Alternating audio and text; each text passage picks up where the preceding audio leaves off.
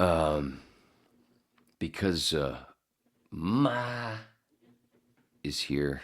I didn't do my normal thing where I have music blaring before the whip, and I have this little ritual where I play the Rosanna song and sing the Susanna lyrics. So, you know, what do you think? We're going to hell in a handbasket. Yeah, we're fucked. Well, hello, boys and girls. Hi. What a wonderful day it is today in our money-based economy. Well, sit back and relax and get ready for the guy who's about to ruin everything. I'm puzzled. Are you really seriously suggesting that Jesus Christ was a mushroom? Yep. Jesus was a mushroom, Roberts. Yes. You are dealing with a secret cult.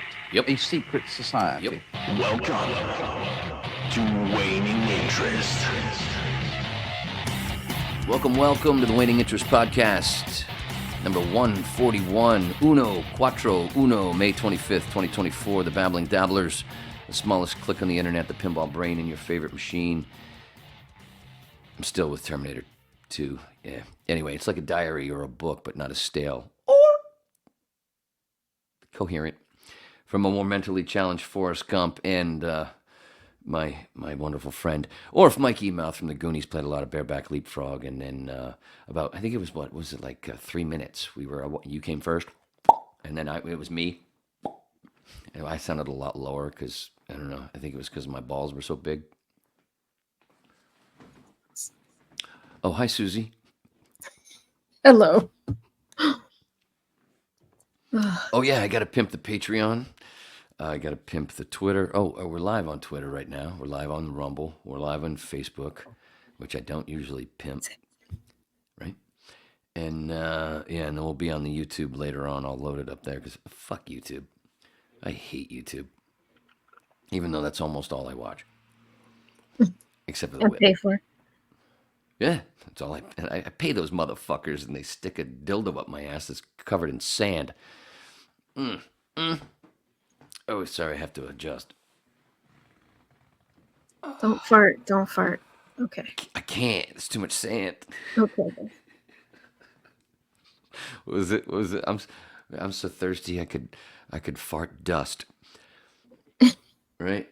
Is that what it was? Or I'm so dry I could fart dust? I don't know. I heard that in a movie or a TV show once. Oh, hi, Susie. Hi, we said hi.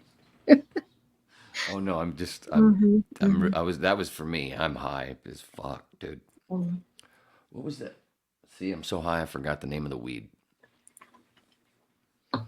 What you need to point out to me is when you're not high. So that way I kind of can know. Hey, remember what we said in the cold open? We're fucked. That ain't happening. Hi, everybody. How are you? Lord.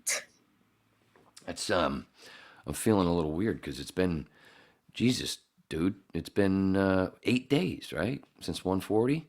Because we didn't do Tuesday. It was the last time we did this was last Friday, and this is Saturday. Right. So yeah, I'm all fucked up. I already said that, right?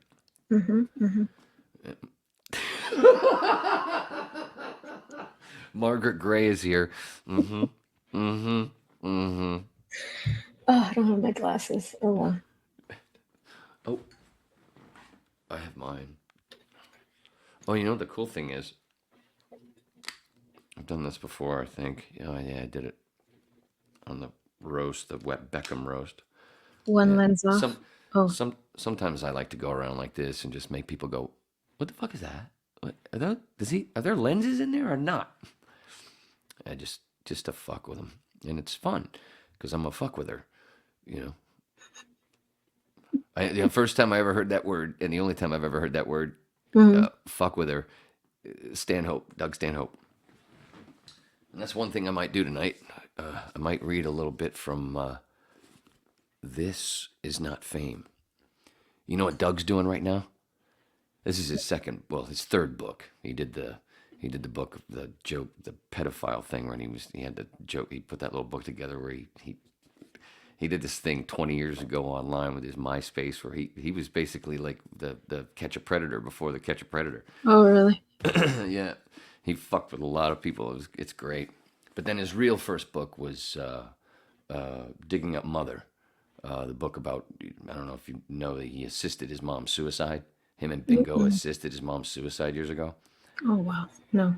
And he's done a bit about it. He did a bit about it like 10 years ago on, I can't remember which special it was. I think it was the one he did in Seattle or Oregon. Anyway, the next book was This Is Not Fame, and it's a bunch of fucking stories from on the road, some crazy shit doing stand up and stuff. And anyway, right now, how crazy he is.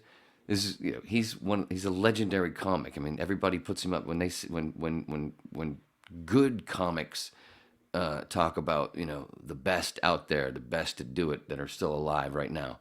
And if they, you know, just give them top 5, you give them 5 names. So you give me 5 names. The good ones, the smart ones, they're going to say Stanhope and Attell. Stanhope and Attell are going to be in those fucking things. Well, you know what Stanhope's doing right now? What? He's couch surfing. Him and Bingo are literally couch surfing across the country to doing shows. Go follow him on fucking Instagram, on Twitter. Well, I don't know about the Twitter. I haven't seen anything. Follow him. Yeah. Not just you, but just everybody. If you don't follow him on Instagram or whatever, and he puts up. He was in Deadwood yesterday or the day before, and you're like, "Fuck Deadwood!" You know, they're doing the show right now, and he's filming it, and they're about to do the little shootout on the street and bullshit. You know what? This is the great time for me because nobody's over here at that steakhouse. And he goes, I'm going over there. Fuck this bullshit. Just watch the fucking show. Oh, I gotta watch that. He's so fucking funny. Anyway, and the funny thing is, I have a check. I remember I didn't realize it years ago when I was reading this, and I used as a bookmark a fucking what is this? Here it is. A check that I forgot to put in a residual check for. What was it for? Shit. Yeah, it's a royalty check, but why didn't it say what it is? Anyway, I went and I fucking way back years ago when I first got this book. When is it? What year? 2020. And I used it and I forgot to rip the check off and go and deposit it. So, of course, you know, you got to do it before, what, 90 days is it normally? I think it's 180. Well, either way, I'm fucked. Yeah. As, you know, like we said at the front. Day after our birthday, by the way. $13.83. I fucked myself out of $13.83. They fuck you at the drive-thru. Joe Pesci, Lethal Weapon 2. They fuck you at the drive-thru. I'm Leo. Leo gets. Get it? Gets whatever you want. Leo gets. Am I still wearing these? Oh, no wonder. I forgot.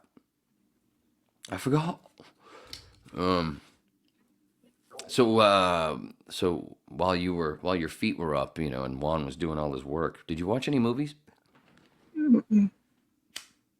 No, I didn't. Not at all. None at all. What did you watch? The inside of my eyelids. That bad, huh?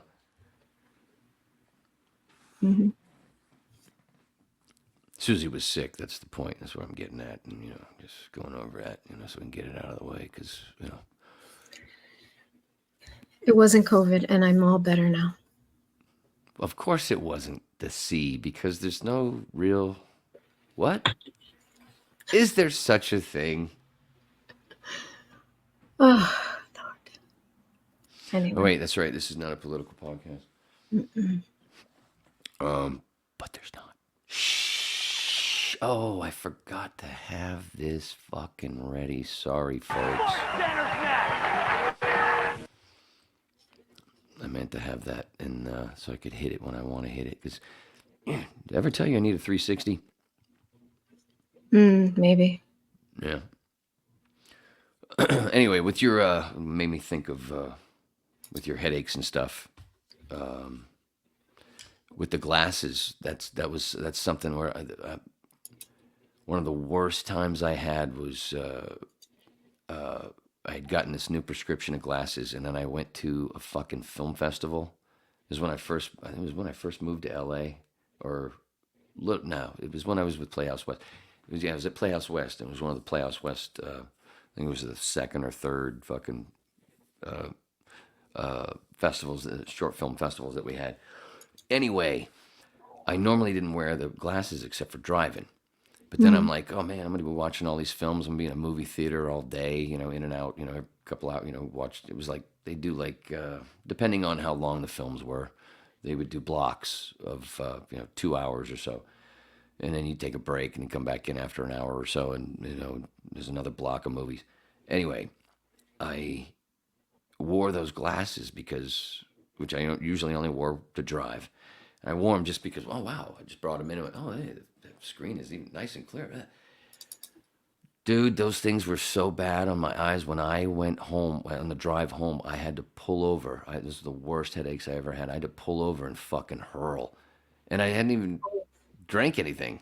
I went on an after party. I went and I had a beer to see if maybe that would help it go away. I took some Advil and a beer. I'm like, yeah, I'll be all right. And then a little bit for a minute. But then I'm like, yeah, I got to go home. And it was quite a drive because I lived in Santa Clarita at the time. And dude, yeah, on the 5, I had to pull over, fucking open that door, and my head, and I still was like, trying to drive home with like one eye, with my good eye closed. Little Soundgarden. I think I fucked up the lyric though. I think it's with my good eye closed.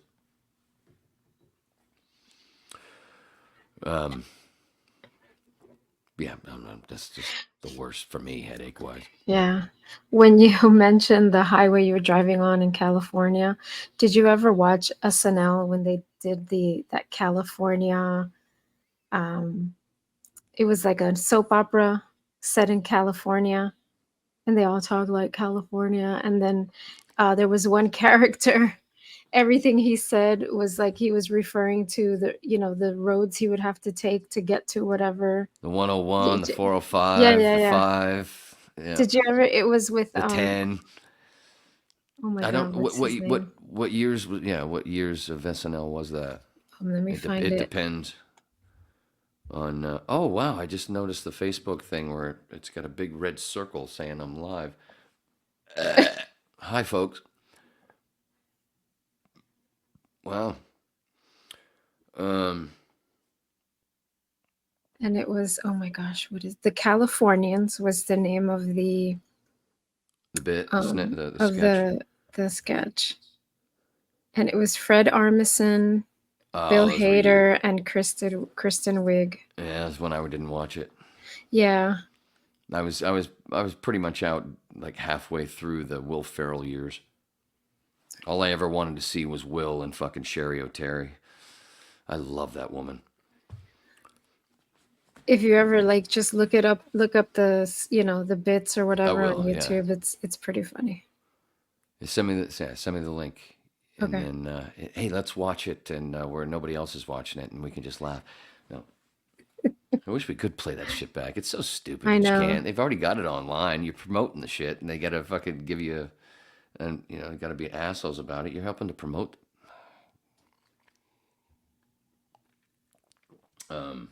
Even though I do like Bill Hader. Did you watch Barry? Yeah. Yeah. Was that not one of the most fantastic shows ever? He was so good in that. Everybody was fucking great. Yeah, and the way it ended, you're like, whoa. Wow, that's probably the best part of it because you're always going like this. What the fuck's gonna happen? I can't see it. I can't see nothing coming. Kind of like Breaking Bad. I don't see it all. I don't see anything coming. And oh shit, did you just see that? And then you run to Twitter and just to see everybody's reaction for funny. The thing is, it's funny. It has funny lines, the Californians. But the thing with Fred Armisen and Kristen Wiig is that they're always breaking. they're always just like they start laughing, like in the middle of their No, they start of doing the their Jimmy lines. Kimmel, Yeah. what's his name thing? Jimmy, no, Horatio Fallon. Sands. Oh, yeah. Yeah, Fallon and Sands used to do that all the time. Laughing. Yeah, yeah. It got really old. It got really old. It was funny the first couple times, and they did it every goddamn time. Like, because that was one of the fun things about Phil. When Phil would start, Phil Hendry, that was one of the funny things with him when he's doing character shit, and especially it was just radio, and then you'd hear him laughing at himself, whatever. Because it was rare. It wasn't all the time. That's why it was No. funny. But those fuckers started doing it every sketch, and like, okay, it's not funny anymore. You murdered the funny. But that's what Jimmy Fallon does. He murders funny. Fuck that fucking corporate whore. Hey, how about those Red Sox? I have no idea what's going on with the baseball. Me neither. No clue anymore. I used to know everybody's fucking batting average. I used to know all the leaders in every fucking stat. I used to know all that shit just because I was a dork. And now I don't even know I fucking hate them. Did I already do this? I already do this little rant. Mm-hmm. It's basically like the two-handed bowling thing. What these showboating douchebags. Have your own league. Call it the douche ball instead of baseball. And let's go back to what it looked like in the fucking 90s and the 80s, man, and the 70s. Fuck this. Fuck these assholes. Ugh.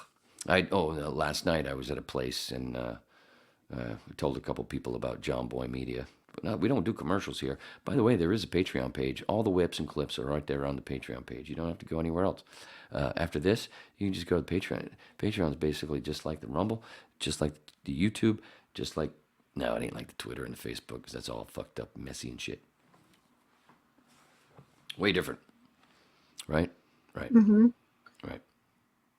Were you about to do a commercial? Yes. Uh-huh. But no, actually, no. I just wanted to come back from a commercial.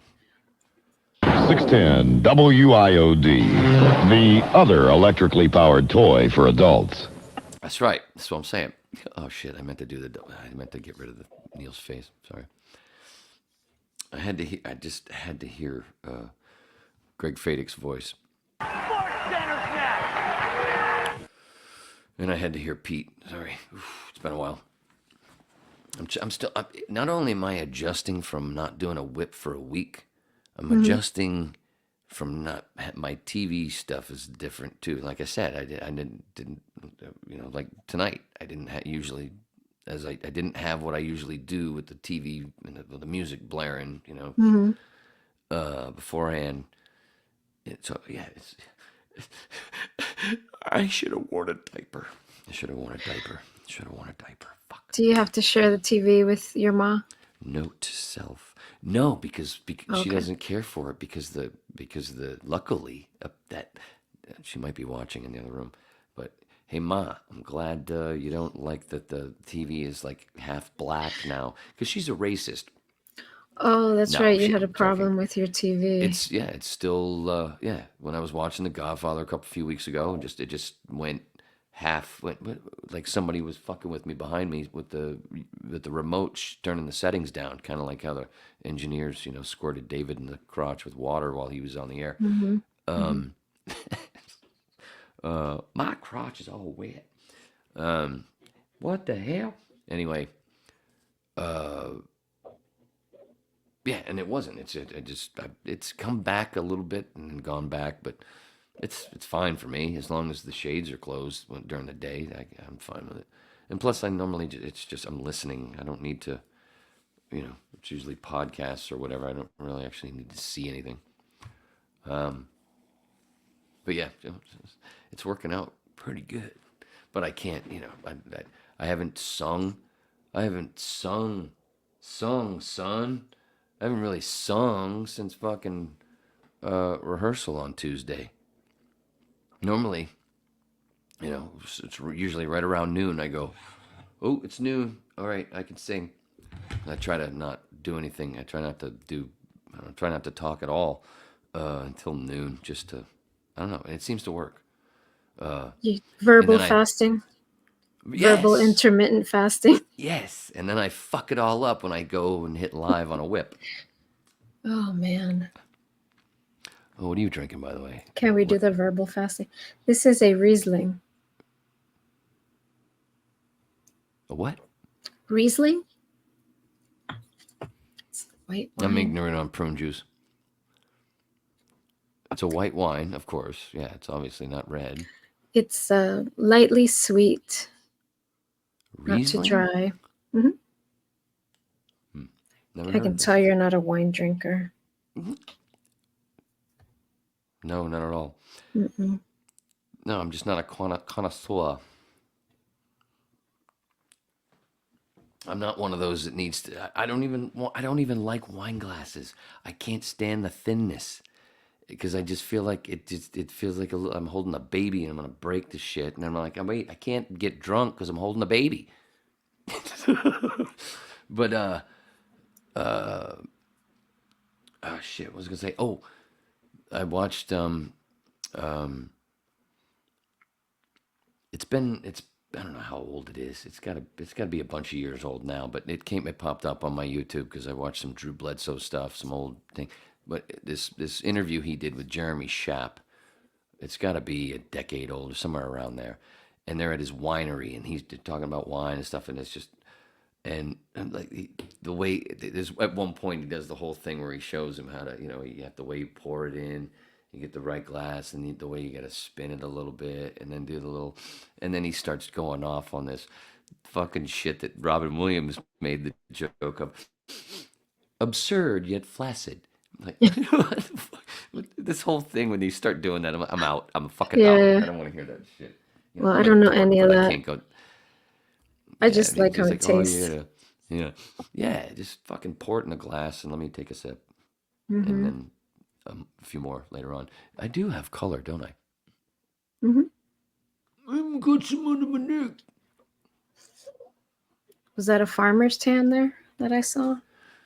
No, it shouldn't be. I didn't have my shirt on all day. Oh, okay. Yeah, and I have a bit of a burn on my back, which I jokingly said to Ma when I came in. I went, "Am I burned? I've been out there." I singed my fucking hair again, which is nice. Keeps it nice and smooth. Yeah. Anyway, and she goes, "I can't really tell because the way that because of the light in the kitchen or whatever." And I was joking anyway because I was running through the kitchen, just to be a douchebag and make her laugh, and she didn't get it, as usual. Shit. Oh, I don't have that right anyway. Anyway, when I got out of the shower, and I just did the whole thing, and then I did this thing on my back, and I went ding ding, and I went, oh shit, yeah, it's red. Sunburn. Yeah, because that normally doesn't hurt at all. So yeah, I did get a sunburn, and I didn't get no warning from Ma.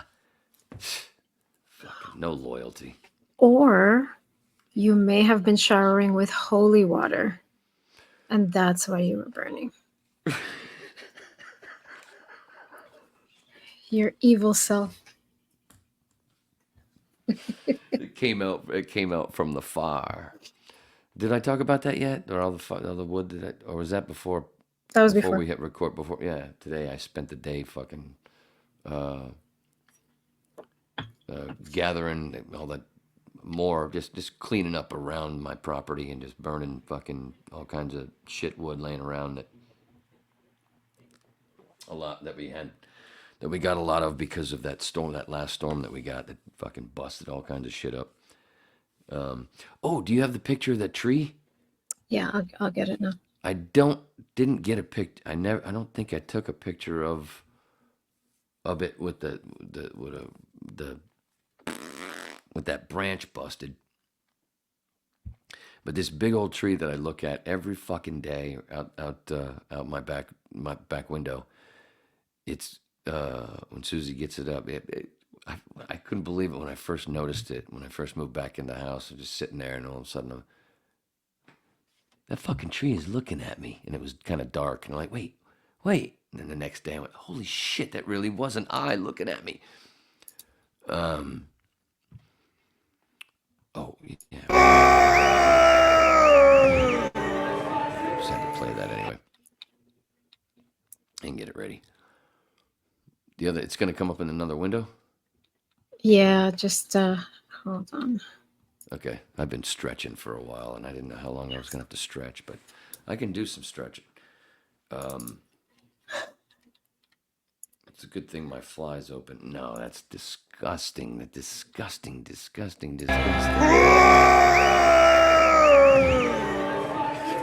But yeah, I was out. I was burning all that fucking wood, and I only meant to do just a little bit, and I just to be standing there at the fire. And I don't even remember what the fuck were we gonna talk about.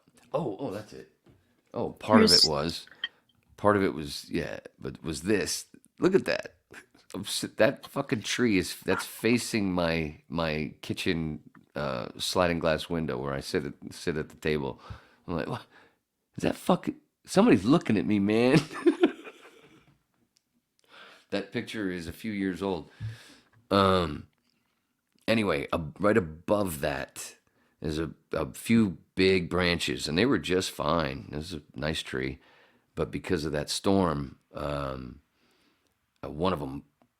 I mean, it was one of those snaps where it didn't just snap like this; it went snap this way. So it was a big fucking open, and it was weird because it just kept. It was like it.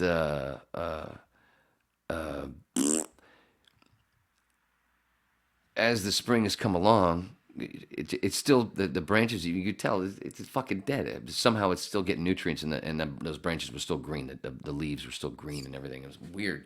I was like, what? This fucking thing should be. Anyway, finally ripped it down today and, trimmed it and stuck it in the fire and said goodbye. And now that spot is even cleaner. I can see that eye even better. Because that's what was bothering me, because that branch was just hanging there because it was split. And I'm like, I can't see my third eye, man. Can't see your eye. Maybe something's living in there. But it's nice and clear now. But that's something to sit. That's something to look at when you're tripping, right? Tripping balls, and go, hey, let's go look out. Let's go take a step out the back window and back door. Let's go. Then you go out and wait a minute. Nah, I don't want to go nowhere, man. I mean, what does that look like? It looks like, oh, you know what it looks like? SpongeBob. The funniest fucking character on SpongeBob. The hell was his name? Plankton. Plankton. That's what it looks like. Yeah. God damn, that fucking character. Every fucking line. It Man. murdered. That was why I watched the show as Plankton. Does it ever blink at you? Are you ready to rock? Oh, no, not like my asshole does. Wink. Wink. Blink. But yeah, imagine that. Hey, come to my house to trip, and we'll just sit outside. We'll just sit in my kitchen and look out the back window. Whoa.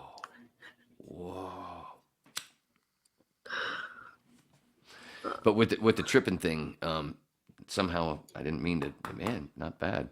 I didn't even mean to segue into that the way we did. Anyway, I follow psychedelic. Ooh, the boggle is hitting good. Psychedelic synchronicity on synchronicities, I think it might be, on Facebook, which I'm hardly ever on, but it's one of the things that does pop in, and it's a few things. That's where I first saw the what was it? Which one is it? Not the Wayne visuals, but the DMT portal is where I think I saw it on Facebook first. Anyway, because of that, somebody shared it or something. Psychedelic synchronicity. I saw as I was doing my quick scroll and going, oh, I can't stand these fucking ads, and just left and went right back to Twitter, like I normally do. But they had a thing on there where somebody had posted something about Fear and Loathing in Las Vegas, and I don't remember exactly what the post was, and I normally don't say anything to that shit. I just normally look at that, laugh, and move on. But I had to, for some reason, I don't remember why, but I had to tell him that shit was playing my first heroic dose of mushrooms. Tim put it on. My buddy Tim, my old tripping buddy Tim, who's no longer with us. He had it and he put it on right after I think it was right at he hit play right after we did our little plate. We used to do this thing where we put them in a pile on one plate, just dumped out the bag all on, and we went, and then we had a plate of our own. So there's 3 plates, one in the middle, his plate, your plate, and just pick one at a time. All right, I'll pick this one, kind of like the little, like you're a kid, All right, I want that one. Always go with the ones that have a lot of blue on them, like they're moldy. Those are the ones that give you the best visuals, is what I hear. What happened? Sorry, my window's open, so I heard something. Anyway, paranoia. Shh. What? When? Why? Because I said so. Then, after we chewed them up, and then that was where I learned that, one of the things that takes the time away for the come up while you're waiting for it to actually hit, these fucking things get so stuck in your teeth. Oh, just do a little floss. Just think about nice things while you're fucking floss and getting that shit out of your teeth. Well, anyway, and we had a bottle of wine, and we would wash it down with a glass of wine. And anyway, he hit play, I think, right after we finished this, our plates, and and it's like, I think it's like 35 minutes in or so when they finally get to Vegas and they get to the bar, and everything gets all lizardy and the floor gets all funky. That was when it was starting, like, whoa, dude, and he, the big TV, like, oh man, oh my god, no, oh my god, what? I think you might have to turn that off. He's like, yeah, I got it. I totally have to turn it off, or I'm going in the other room. It was getting a little too hairy because we were right in the come up. So basically, like in the Wizard of Oz, the fucking tornado, or in Willy Wonka when they first go in the building with Willy and everything gets all squirrely and weird. Or in Alice in Wonderland, the whole thing where it's, mushrooms, bigger, smaller, and everything, woo, it's all weird. All these different stories.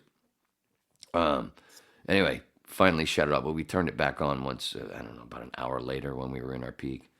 But I was like, whoa.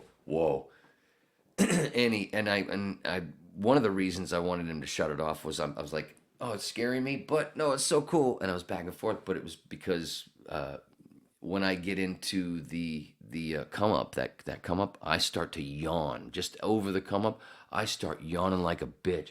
I'm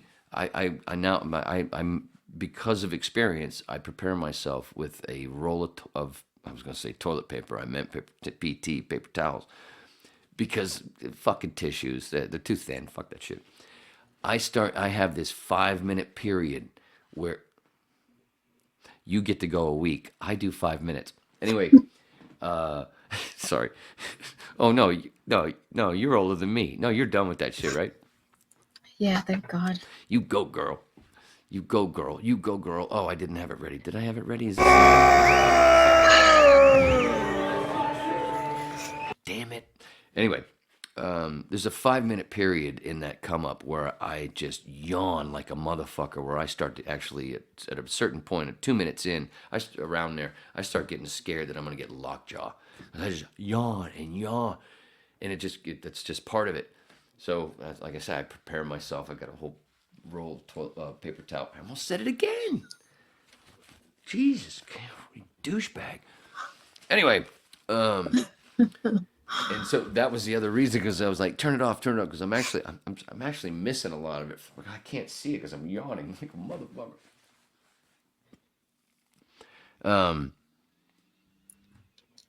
Oh yeah, what was the other? Yeah, so. But we turned it back on but we turned it back on actually when we were coming down.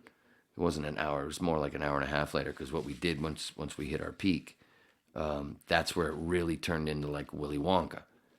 And the other cool part was Tim, even didn't mean to, but he had a couple of posters of, framed posters of Alex Gray artwork, which is very trippy, always got many eyes and stuff. I follow Alex Gray on Facebook.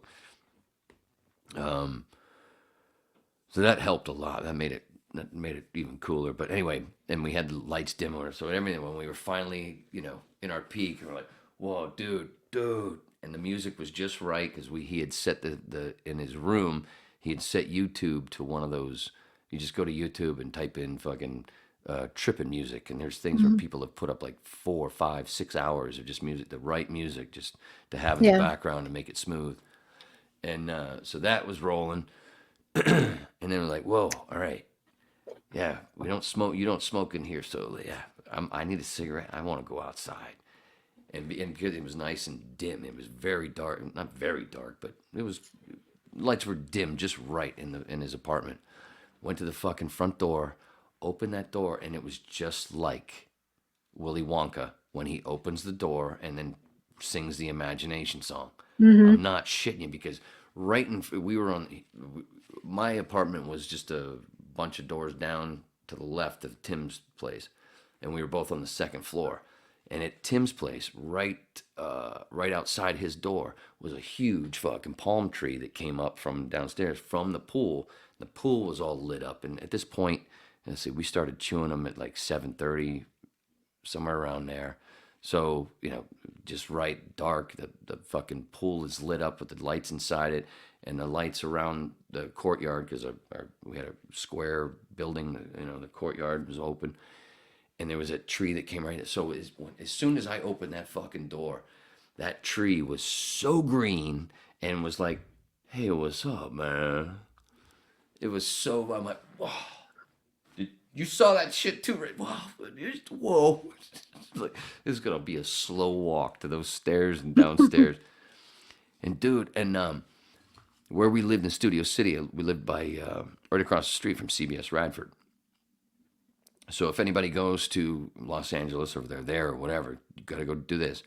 Go to CBS Radford, go down Radford off of Ventura, and go all the way down to the Wash, where there's that, like in Terminator 2, Judgment Day, that we're riding the motorcycle and the truck, that water thing, the cement thing, under the roads.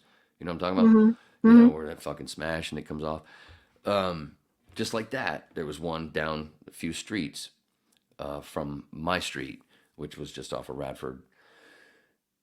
On that thing, that Wash, you can walk right along, and there's a fence so you can't fall into that thing. But you look at that shit, and all you can think about is Terminator 2. Anyway, as you walk along, there's a part where there's kind of like a nice little park, a little thing where there's benches and all this really cool shit.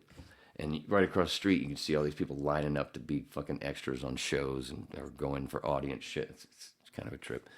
But at night, it's even cooler, because there's this cement snake that they did right along that whole Wash from Laurel Canyon all the way to Radford through that thing. If you look at the map, you can understand what I'm saying. If you look at a map, they had this at this one point. This part that it would go in and out as you're walking along, and the Wash is over here. There's this thing where, like, what is this? All these fucking square little thing. What is that? It looks like a big snake tail. I mean, it's huge shit. And it's a cement thing, but it goes into the ground as you're walking along under this little half cement wall. And then a little while later, it pops back out and then goes back in. It's just like almost like a cement tube. And then when you get to the end, and there's this fucking snake head. It's a trip. When I first took Riley down there walking along just to see the shit when I first moved there. Like, oh, right, look at that. Oh, that's so cool. And oh, wow. Tim had never fucking seen that. So now we're tripping balls. And instead of walking down the street, Radford, we went down the alleys just to smell for the different sounds and for all the apartments on both sides, man. It was so wild. It was almost like going through doors. Like we go off of our road, and there's differences. Smell from the sushi place that was right there, from my neighbor's place. And you had that smell, you go through, and then it's all dark, and then you hear all the sounds and different music from all these apartments as you're walking through, like bam, and all this bouncing. It sounded so much different when you're tripping. And then the smells from all the food, different food that people are eating. Like, whoa, whoa. And just 2 steps, and all of a sudden it was like you walked through a door, like the sounds changed, the smell changed, the light, and like, whoa. And Tim's going, whoa, I told you. Don't walk down the regular street. Always go down the alley. There's more interesting shit. It's like Jim Morrison would do, right? Oh, that's right. Whoops. Anyway, that's where I learned it. So I take him down to the Wash, And we walk along like, dude, now, you know, but it's dark, so it's not like in the day where you can really see that shit. But one of us had our cell phones with like a flashlight, you know, kind of like, but don't point it up too much anyway, because we don't want too much light. But we're walking along here, and I pointed out to him, well, now watch this, watch how this changes. And he was walking along. The look on his fucking face when we got to the head of the snake, when he saw him, he go, get the fuck out of here, dude. This is the first, I've lived here for a year and I've never seen it. Yeah, you got to get out of the apartment.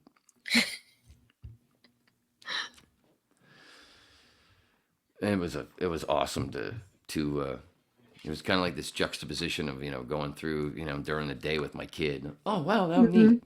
And then going through with a dude who's, you know, he was a few years younger than me, but kind of like a kid, kind of like a younger brother. And you'd walk around and to see it was almost the same fucking thing. What the fuck? But a little enhanced, of course, because he was tripping balls. We split a half ounce. We were both on 7 grams.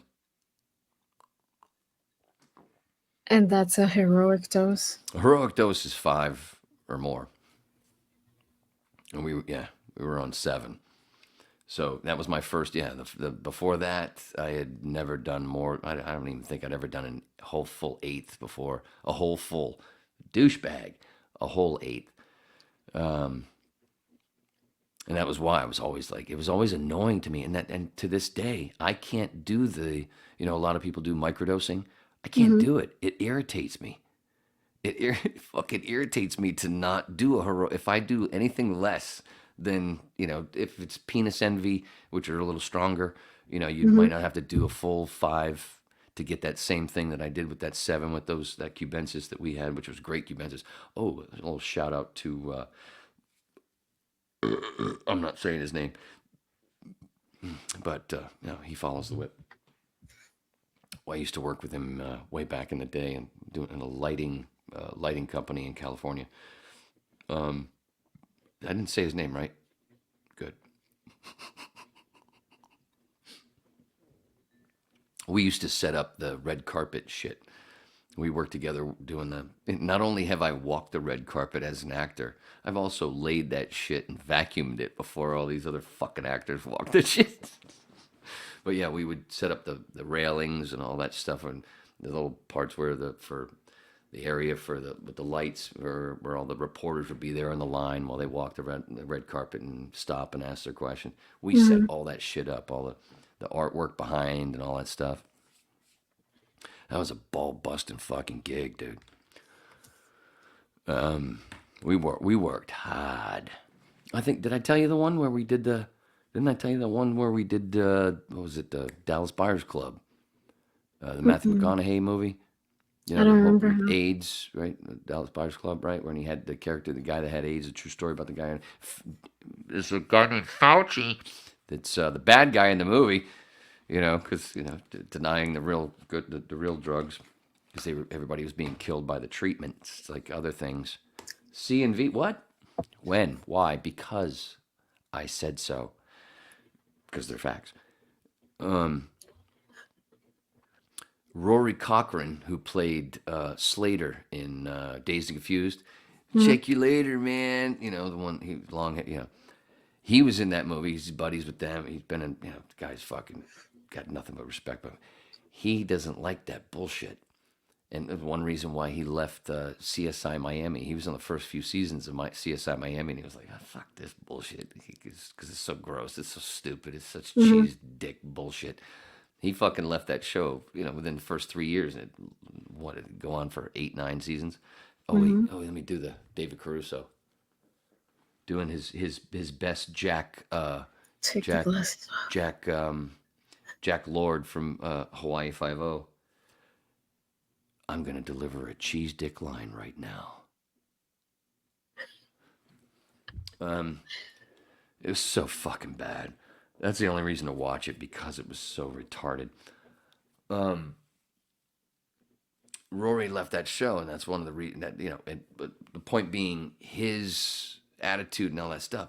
He didn't care about that red carpet thing. He got out of the shit and came around the side. We went quickly up the red carpet, and then came out around the corner and hung out with us and smoked cigarettes.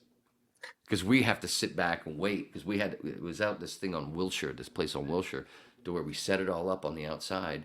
They all arrived, and when they went in to go see the movie and go sit in for the movie, we had to turn that whole thing into a bar. The inside and the outside, this whole thing, we had to flip the whole fucking thing. So we're sitting around the corner waiting for the whole red carpet shit to finish, of them all to get in so we can go and flip everything, which we've already spent 8 hours doing what we did. Now we got to go flip it. Fucking Rory Cochrane comes over and hangs out with us. Hey, you guys, fuck that bullshit. And I really like this guy. Because that is bullshit. It is so stupid. And there was some days I'm like, I like to work because I'm, you're outside normally and you're, it's physical. So, getting exercise, whatever. It's fun. Most of the dudes that I worked with were super cool. Some of them were were former gang members. And they liked it when I used the N-word, dude. They loved it when I did no, do it. Wayne, well, I want to hear you do the Sam Jackson, one of the quotes from Pulp Fiction or whatever. I fucking do it. They'd howl. They'd fucking howl. I'm like, are you setting me up to fucking kick the shit out of me? No, man, we know you're cool. It was like There's a video of you out there somewhere. No, we were two of these guys, me and another dude who also shares our birthday, by the way, Brandon. His name is Brandon. He and I started shooting them with his phone. I was like, dude, I went to lunch with them. We would go to this one place when we had to work at the shop, when a show wasn't going on, we'd be at the shop and doing shit, cleaning stuff and getting stuff ready for other things. And I would go with those guys to this place down the road that had this awesome fried chicken, but it wasn't a black place. It wasn't that. It was just Hispanic. I just fucking loved their chicken. And they didn't even get that shit, but I went with them and they'd fucking roll fatty. We'd get fucking high as fuck. I just listened to them sit there and better, and just going, it was like a TV show. And I'm just sitting there eating chicken, going watch it on the fucking picnic table at this park. And they're just popping off, bam, and it was like I would be howling. So I go back to Brandon. I go, dude, you got to come to lunch with us, man. You got to come to lunch. I know you don't smoke weed, but whatever, you don't have to. Just you got to come. You got to watch this shit and have your phone. As soon as they knew, though, that we were recording, because I kept saying to them, this is a fucking show. This should be on the internet. You guys are hilarious. This is the funnest fucking 20 minutes that I have in a day. As soon as though they knew that they were being filmed, it fell apart. So it didn't go anywhere. But either way, they'd still be like, wait, do Sam Jackson Pulp Fiction.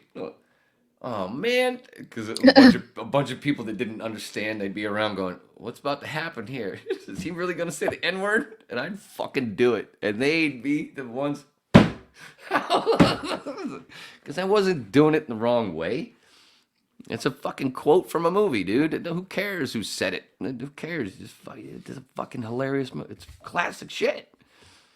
Ah, damn. What's up with them clothes?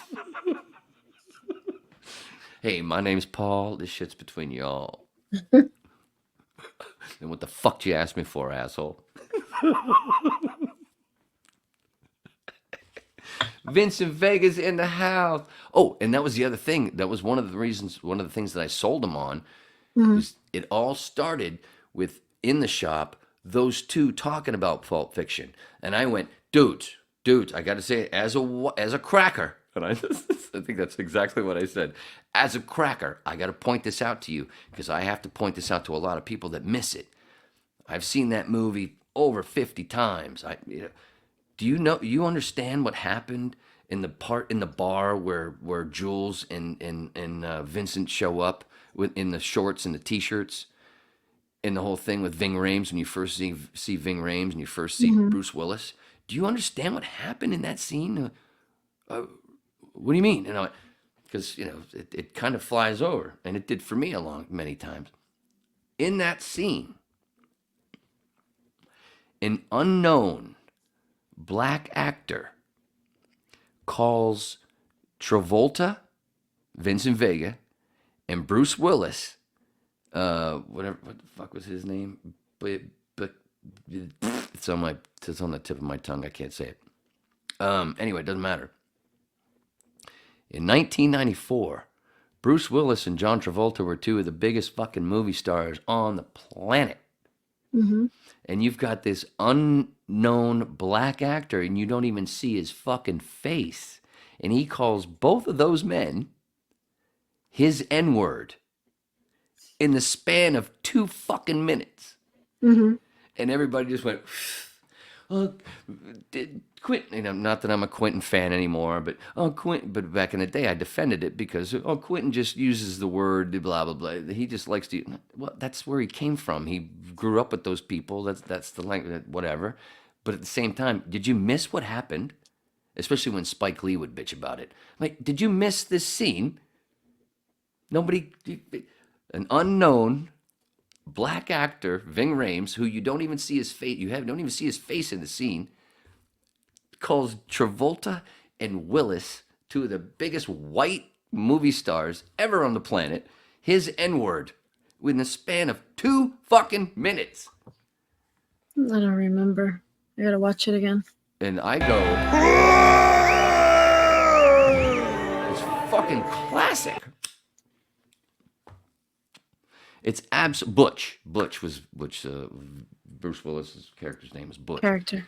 Yeah. And everybody misses that fucking part. Like, wait, go back. I mean, remember where the hell Travolta was? They both were in the stratosphere.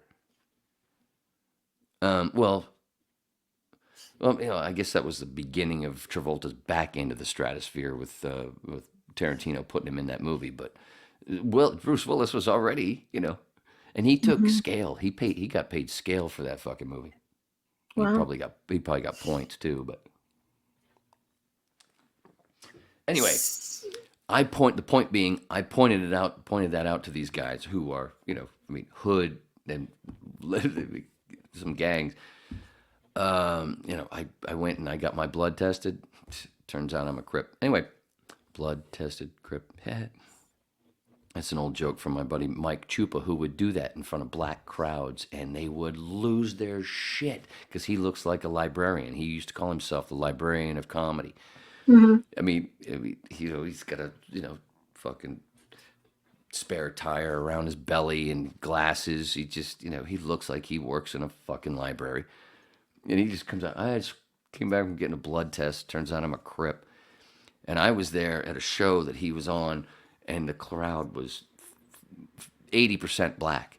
They lost their shit. It was the best fucking set I ever saw Mike do. And all those other jokes were, you know, they weren't racial or anything. They were just, you know, goofy little shit. They fucking loved him. Anyway, mostly because he started out with that fucking, and it's not an original, I don't think, but whatever. Watching somebody like him deliver it, it's fucking perfect. Anyway, point is, I pointed that out to those guys, and they basically told me I had an N-word pass. And I went, I ain't using it. I'm not using it. I'm only going to use it if I'm doing fucking, you know, doing a movie line, you know, a line from a movie or whatever, if it fits. But I ain't doing that shit. Fuck Wayne, that's fine. Because they knew I didn't give a shit. The word is just a word.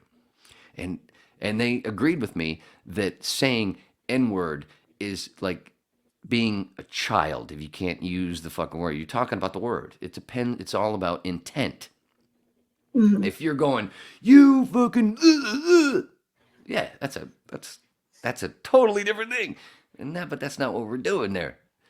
That's not what we're doing. If you know, like you and I, right now, we're talking about the word. We're talking about word. If we were talking about the word cone,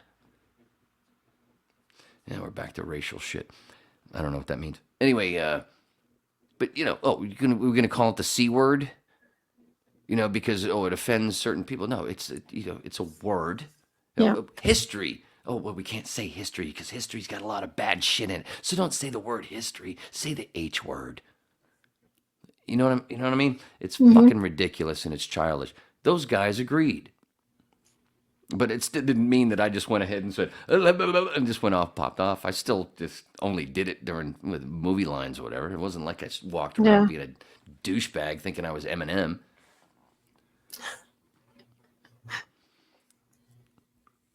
Going back to Pulp Fiction, the part where they open the suitcase, whenever they open the suitcase, that it's, the shiny gold light. So is that supposed to be left up to your interpretation? Yeah. It is, right? There's not something for the most that part, everybody agrees on. There's a thing where a lot of people say that, because when you first see Ving Rhames, you just see the back of his head when he says the N-word thing to, Vincent Vega's in the house, my N-word. And then later on, 2 minutes later, he says to Bruce Willis, you my N-word? And what does Bruce say? It certainly appears so.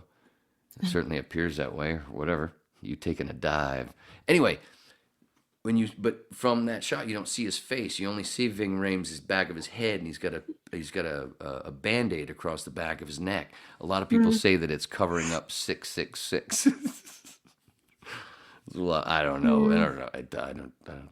I think he just did that shaving his fucking head. That's the point. It's really nothing. But yeah, the gold thing. I don't know. I think that was a little nod to Raiders of the Lost Ark. When they open the Ark, you don't really see, it's just ghosts or whatever. Right, you don't see what's in there. Light, everybody's face melts. I don't know. It's been a long time, so I can't remember what my man. Those are back in the days when I used to go to that video store that in the mid '90s and the late '90s that was around my dad's place. They had this deal where if it wasn't a new release, you could get 5 movies. 5 days for $5. And there was one day I went in there and I basically needed a fucking suitcase like in Pulp Fiction, because I went in and I got the Godfather 1 and 2 and the Deer Hunter and 2 other movies. Well, those 3 movies were 6 fucking video cassettes in themselves because they were long movies, so they were 2 cassettes. And then there was the other 2 movies, so I walked out of there and I literally needed a fucking suitcase. Oh, I love that place. Those were the days, man. It was much. See, it's very similar to the weed thing, to where weed has lost a little bit of luster because it's not, fucking light up right now on the internet. Never everybody see me fucking light up. Where is it, by the way? Oh, over there. Back in the day, though, you had to, and because of the smell, you have even more paranoia. So what would I do? I'd take a couple of puffs and then smoke 6 fucking cigarettes to cover it up with cigarette stink.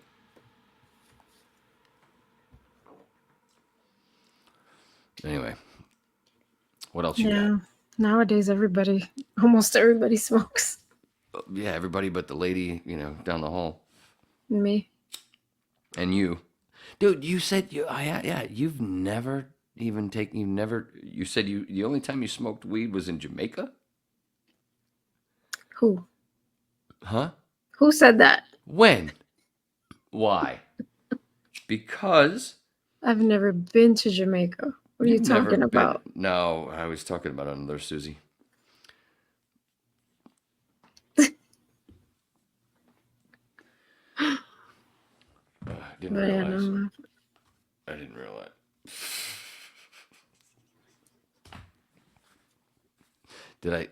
Am I going to have to make an edit now? That sucks. No. Huh? Okay. No.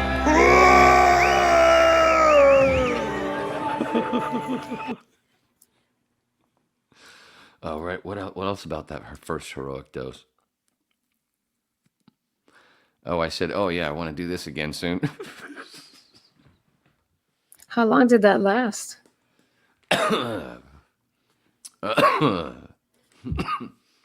About 2.5 hours or so.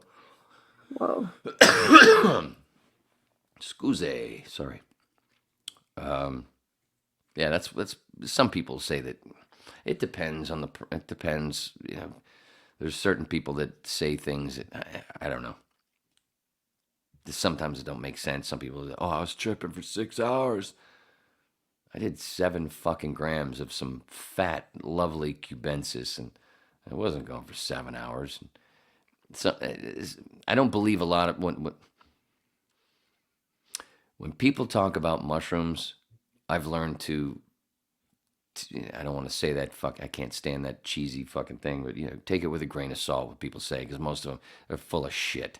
So many people are full of shit. I once listened to this dude who said he ate an ounce every day for blah blah blah. Shut the fuck up, dude. Shut the fuck up. You are so full of shit. Your school was really fucked up with their math and what they taught you, because you wouldn't do that.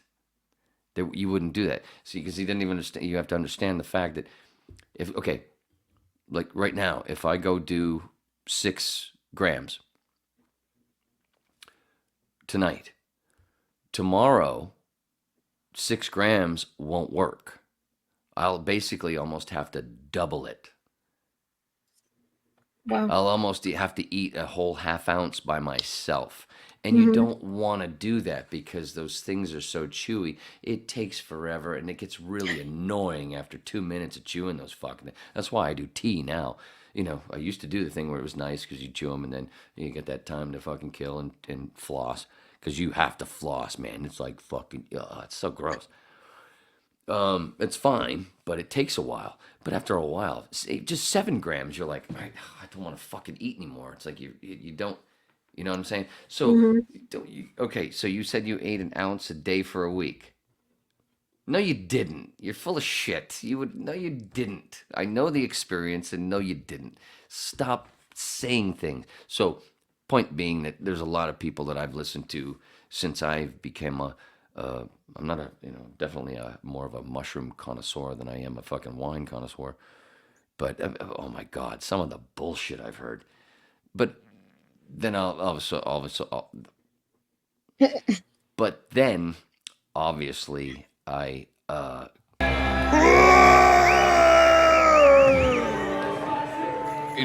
remember, hey, because I'm a tripper, and go, wait, there's, at least it was a long time ago, but when you were in your 20s, you said some stupid shit like that too. But I'm like, man, I'm fucking 40, and I'm listening to a 44-year-old bullshit me. This is wrong. I'll admit I stopped doing that a long time ago. Man, stop saying this? Because that's the thing with psychedelics, you have to double it. Well, with mushrooms anyway. You do, like I said, you do 5 grams tonight to get the same effect tomorrow. If you're going to redo it, you got to do 10, basically. And if you're going to do this, you're going to try to do the same thing the next day, you got to eat. You just you have to double your dose almost every day. That's one of the beauties, and that's why it's non-addictive, because you're like, oh, I'm good for a while. But but yes, when I came down and, that was the other thing about that first heroic dose, and the most important part of that, I had been doing all this research, talking about MAPS for years because of Claire, and all this other stuff about depression, and talking about for PTSD for vets and stuff, because my dad's a vet, so I'm into that.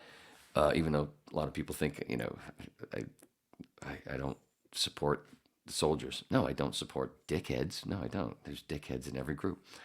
Anyway, I noticed in that time, one of the reasons that I did 7 grams before, and I had never done that before, it was a fuck it moment, because I was in a dark place for a long time, and it was like, fuck it, yeah. And I wasn't even thinking about, it'll cure. I know I've done all this homework about depression and stuff. Yeah, I wasn't even thinking it. It was like, fuck it, kind of like when I did meth. Fuck it. But I was never an addict. I did it I didn't even. Jesus, I did it so few times. But people assume if you did it once, you're. Jesus Christ, what are we here for? To experience things. Yeah. I've heard this and this and this about it, and finally I went, fuck it. I want to know firsthand. I ain't fucking gonna talk about shit that I ain't fucking done. All right, let me know. And then like, whoa, this shit. This will help you drink like 6 fucking bottles of wine, and still be like, hey, totally coherent somehow, but crazy to everybody for some reason. No, but that was a fuck it moment, and I think it was around a day later or so, day and a half later, where I think I had gone down to get my mail. And like I said, I was on the second floor, and I come back up the steps, and at the top of the steps, all of a sudden, I was just like,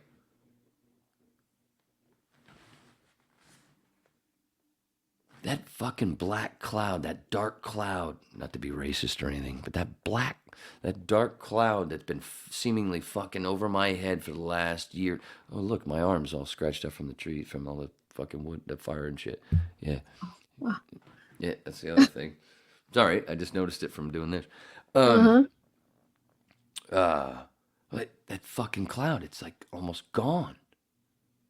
And I was like, I was a changed person, meaning not changed like everybody like, oh, he's different. It was just me mentally, like depression, the depression that I was under, that dark cloud that I meant, it was gone for about 3 months.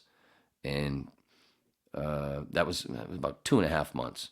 And I said to Tim, dude, you know what I told you about how feeling good and stuff, feeling a lot better, and things are getting better, but it's starting to creep back in. Let's trip again. He goes, you still work with that guy? I went, yeah, I know. I just wanted to get your money first. I'm not paying for it. Yeah, I'll see him tomorrow. And we went fucking boom.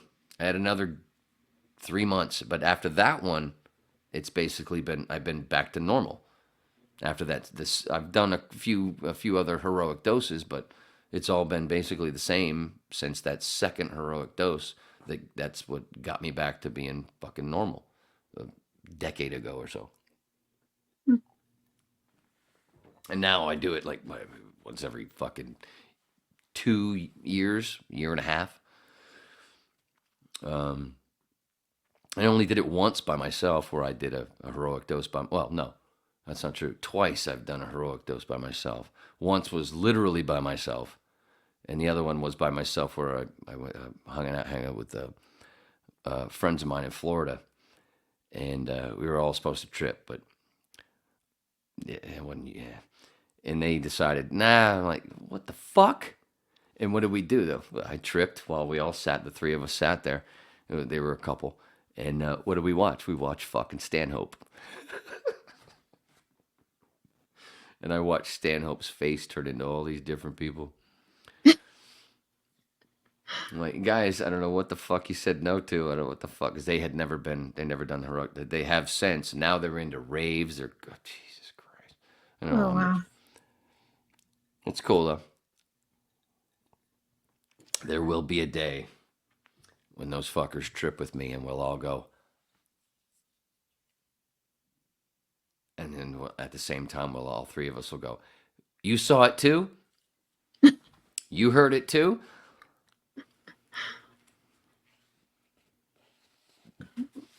And then, of course, and then that first heroic dose was where I discovered, that's where I first came across, realized the whole thing with the munchkins, the little people, the Oompa Loompas, fucking leprechauns, that whole thing. It's mainly the leprechaun thing. Where it's like that whole rainbow deal, where you're not, the rainbow is the trip, and the gold is the trip, and you're never gonna see that fucking leprechaun.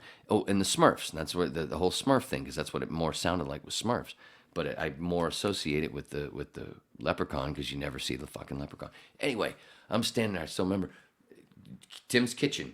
He's in the living room. He's sitting on his couch, trying to watch the TV, going, what's on? I remember him going, what is even on this TV? And I'm like, I don't know. I can't see it from the end, because it was off to the side, because I was like kind of like stuck. I was like leaning by the stove and the refrigerator, between the stove and the refrigerator, just kind of like stuck and looking at the Alex Gray shit and just everything. Wow. And then all of a sudden I hear this fucking giggling on my shoulder. And there's little tiny giggles on my shoulder. What the fuck? And it's happened ever since, every time I do a heroic dose, where there's a point after the yawning, and there's this point where I hear this little giggle, and it's like when you, the best way to describe it is when you have a twitch in your eye, and it just keeps going. As soon as you go and look in the mirror, it stops. Same fucking thing where, yeah, and it didn't scare me. I was just like, what the fuck? And I'm like, what? And I noticed every time I kind of turned a little bit, it kind of got quieter. So I just like, what the fuck? And the more I looked over here, yeah, and finally I went, whoop, gone. I'm like, what? What the? And all of a sudden I hear the, dude. I'm telling Tim, man, I got fucking Smurfs on my fucking shoulders.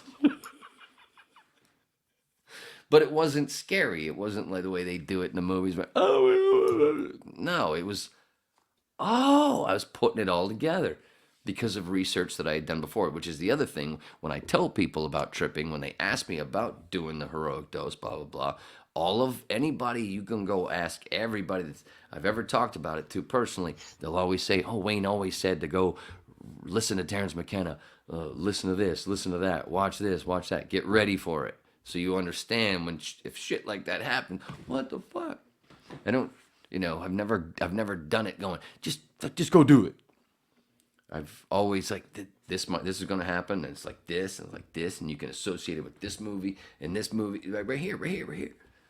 Just to make it so it's smoother, because that come up is a bitch. That's why in The Wizard of Oz, it's like a goddamn tornado. Dorothy didn't know what the fuck, and all of a sudden there's little people, and there's a fucking golden, back to the leprechaun. That's all the golden egg. Fuck, I can just go on and on. Is this supposed to be about tripping? How much time we got left? Oh, cool. Less than So, what was gold in Alice in Wonderland?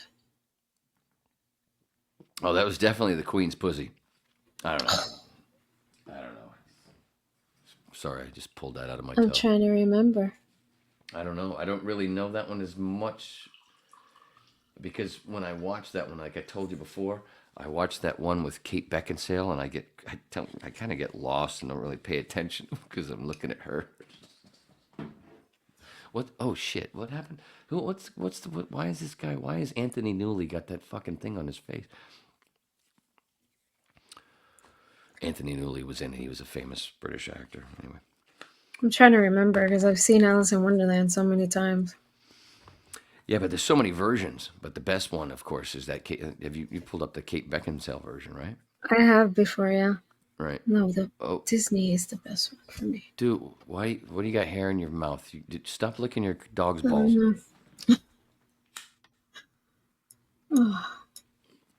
Stop clean. He can clean himself, Mama. Sorry. I know, he does it all the time. Maximus was talking about. I'm trying to think. Now you got me thinking. The gold part of Alice. Well, you got the golden wizard. You get in Willy Wonka. What is it? The golden egg. The goose that laid the golden egg. Well, that's in there too. But before that, how do the kids get into the fucking chocolate factory? Oh, the golden ticket. Yeah. There you go, Leprechaun. That's the gold, is the ticket to go and have the trip. Mm-hmm. And when you trip, and what's the whole thing about? Why does Charlie win the factory? Because he's good. Mm-hmm. Because he was honest. When you trip, one of the reasons why the people I trust the most are trippers. Because if you trip a whole bunch, in the right way anyway, not like these evil fucking cunts that do it, the elite, the way they trip, because of course they stole this shit a long time ago. They all fucking know this. It's in the Vatican. It's right there. It's right in front of your face. It's about Christmas. But they do it in a different way, as we know.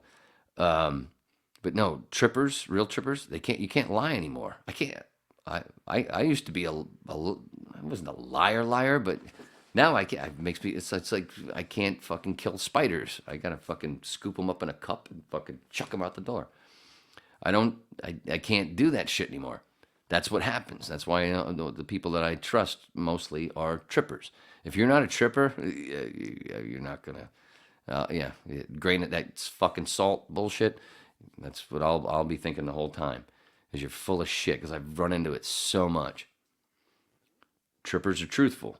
You could see it in their eyes. Like Tim. At one point, Tim was quite the narcotic addict. When we tripped, all of a sudden, I saw the real Tim because I listened to his bullshit. I'm like, I know what the fucking narcotic bullshit. Oh, I got that. Yeah, I know. Yeah, stop it. When we would trip, when he was good, because I knew the times, I started to understand his patterns. When he was all good, for a week and a half, and just normal, and boom, when we hit that peak, the look in his eye, that's the real Tim. And I've told his mom this 100 fucking times, and she's my California ma. I'm like, I saw the real Tim. I saw the 10-year-old Tim. Like, whoa. Like when he saw the snake, when I took him down and showed him my snake. Faggot. No, when I showed him this on the wash there, when I made him wash my dick. I don't know. Some people are just popping in, so I'm joking. It's something we were talking about earlier. But that whole thing, just literally, he was like a little kid. He was just like Riley. And I'm showing him this thing, and boom, but when I'm showing him that snake, when I'm showing him my snake, and he got to the head and he went, whoa! No, but he was like, what the fuck, dude? And then it was, I don't know, then we tripped again and we did some different stuff. But then there was a time where he met some dude that came over that had some shrooms, and he tripped with us, and I tried to recreate that thing for that dude, and it sucked because this guy was the biggest annoying fucking douchebag. I'm like, man, you every time shit would get good, with visuals and everything, like, oh, nice. And all of that fucking cunt would come in and go, excuse me, I'm here to ruin this. Like, can we fucking get rid of this asshole? Yeah, well, I told him he could stay at my place, and well, you know what? I'm finishing my trip at my place. I am fucking done with this douche. He's ruined remember how everything was great? Yeah, I know. Yeah, well, I'm done with this fuck. Luckily, we never saw that prick again. I mean, it was just like a bit. It would have been, that would be a great thing for Will Ferrell to do. Speaking of fucking SNL. Oh, shit, I said speaking of. It was only once, though. Hey, that's not bad. 117, No. But it would be like, just having the blast, and you got that, there's the sketches, everybody's having a blast. You got that one digger. Hey, man, fucking you fucking dildo. Just use that for a promo, please. Hey, man. I think I found the gold in Alice, maybe. Please. A picture. Oh, shit, sorry. I didn't realize it was down there. I didn't realize I had to look down under your skirt. The doorknob? Hey, man, the door, the Lord's. The doorknob was gold. And she had to figure out how to get the door to open. The door is gold. How about that? All things. How about that shit? One of the things he said to her was nothing. Because she said something about it being impossible, and he said nothing is impossible, only impassable, because she couldn't pass through the door. Yeah. So maybe that's what it is. I don't know. And her hair, I guess. But no, I think you got it. I don't know. The key was gold too. I can't remember yeah. And then she goes, is that, wait, so this is before she eats the mushroom? This is after she falls through before she drinks. No, this is where she was drinking. But they changed it for the movie. In the actual story, she eats a mushroom. Right. She doesn't eat the mushroom until after she meets the caterpillar. That's when she eats the mushroom for the first time. Is that in the movie? In this movie? Mm-hmm. Yeah. Because I can't fucking remember. Okay. This is before she gets to Wonderland. I know there's some stories where they've changed it to where she it was just a drink, and the mushroom This wasn't in this involved. yeah, in this scene here, she has two things. She It's a little followed the rabbit box. down the hole. Oh, she's She got a falls box, all down. right. She has there's a table. It's got the key on it. It's also got a box with cookies in it and a drink. The drink says drink me, the box of cookies says eat me. So when she eats the cookies, she grows all the like Her she gets perception, her humongous. perception changes. And so she can't get through the door. The door's, she's humongous, she can't get through the door. And then she I think she eats a smaller piece of the cookie or just does just licks it, Or the and she gets small. right, her perception changes more. Yeah, it just keeps going back Or and when forth. and then when she or it was the drink. I think it was the drink that made her small. But then eventually, yeah, she tried, but the key was still on top of the table and she's too tiny to get to the key. So she starts crying. Well, she gets big again. That's what it was. Wait, did she get big? I don't remember. She cried For and me, cried. this basically what you're describing now is the yawning for me. Like, oh my god, am I gonna Okay. get lockjaw? Eventually, how she gets out is because she cries so And much. the tears, and it's like the tears of the yawning produces the tears of forgiveness that Bill Hicks references in a bit of his about tripping and tears of forgiveness. Woo. Oh, really? Yeah. Well, yeah, she does. She cried. The healing in the whole Jesus thing. Anyway, she cries and cries and cries. So she fills the room with water, and she gets so small. She lands in the drink me bottle and floats out because he has to open his mouth because the water is rushing through, and then she goes through there in the bottle. It was a 'Cause she's yawn. tiny. That's a yawn. I have no idea, but yeah, but shit, there it is. I mean, there's some gold. And yeah, it's like a ticket right there to the door. Zing, zang, bang, dang, fucking. Oh, it's not ready because you have that.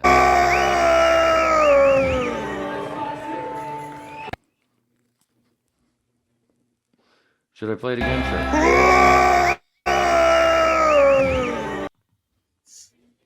Anyway, oh, you dropped it. Oh, you know what I should have sent you?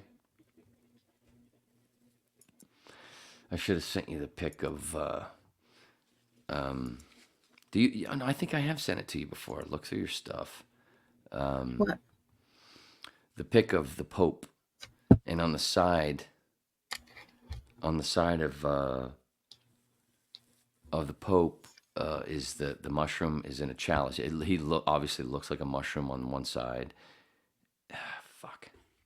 I just put it on Illuma Body on Twitter because they asked about what's one of the subjects that you like to talk about that everybody goes, Jesus was a mushroom. I'm looking in the wrong fucking spot. Isn't this great? This is the portion where we look through our phones. For Christ's sakes. And you know what's funny? I didn't, the last two whips, I didn't have to go wee-wee. This one I'm gonna.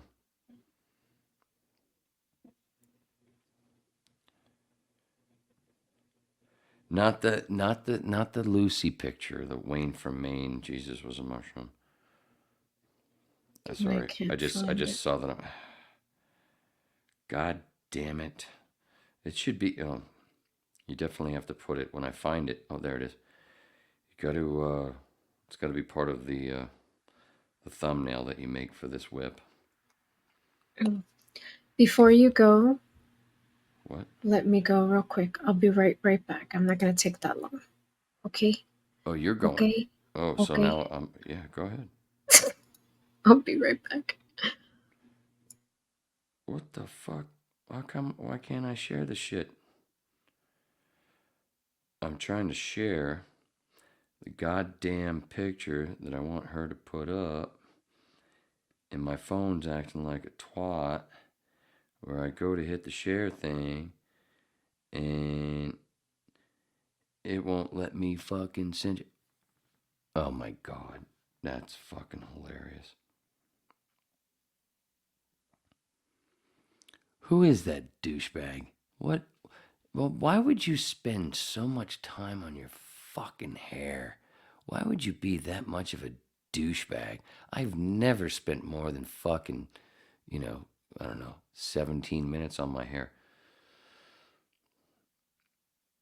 No, I don't spend that. Why would you?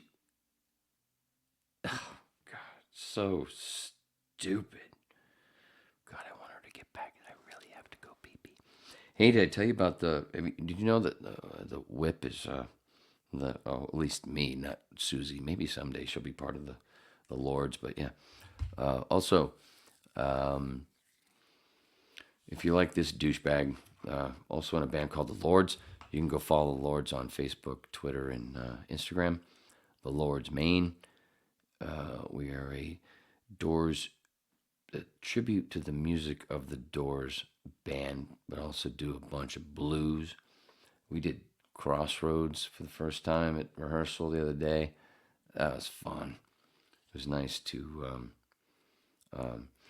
get acquainted with the tune. I had heard the tune a bunch, but I'd never actually. It's different. It's so different when you sing to yourself or whatever, blah blah blah. Fucking song. But then when you get in front of a bunch of great musicians and a microphone, you're like, you start to clam up. You don't really know the song. You really got to go back and go.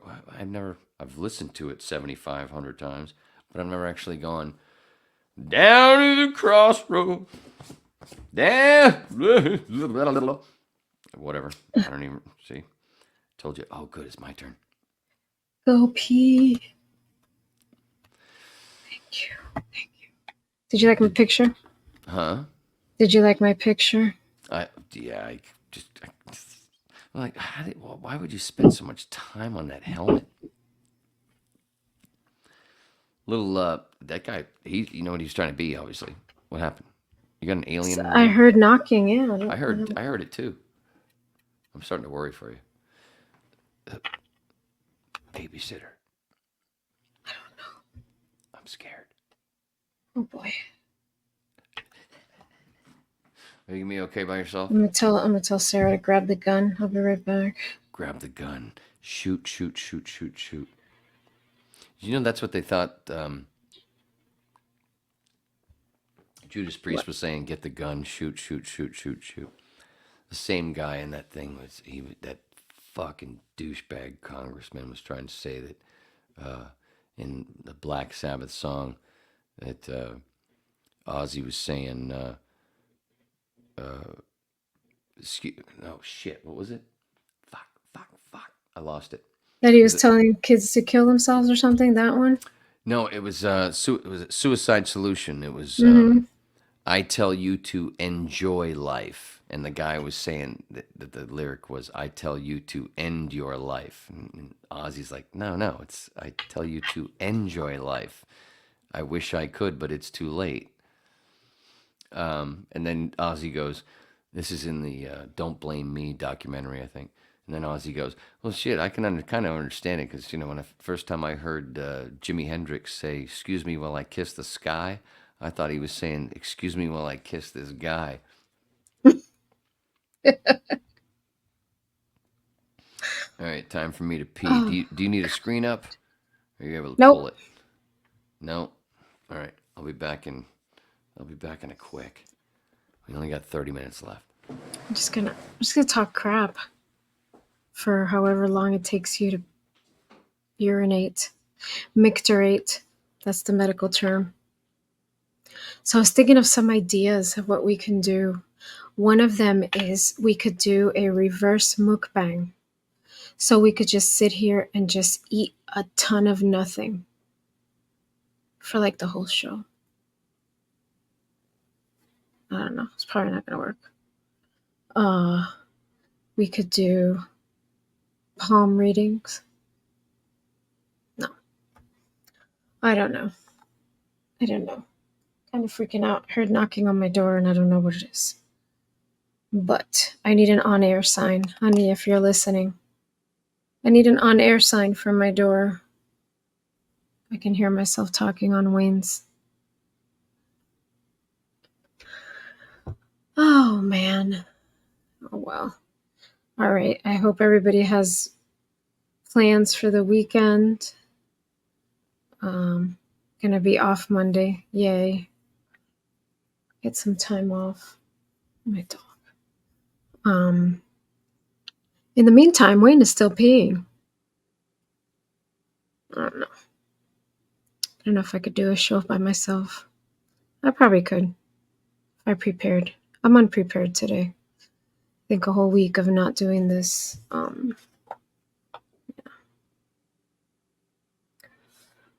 So yeah. Wait. He's probably sitting there listening to me. So sorry, my dog. Watching me squirm, sweat, trying to figure out what I'm doing. I haven't even buckled my pants yet. Oh Lord, please do.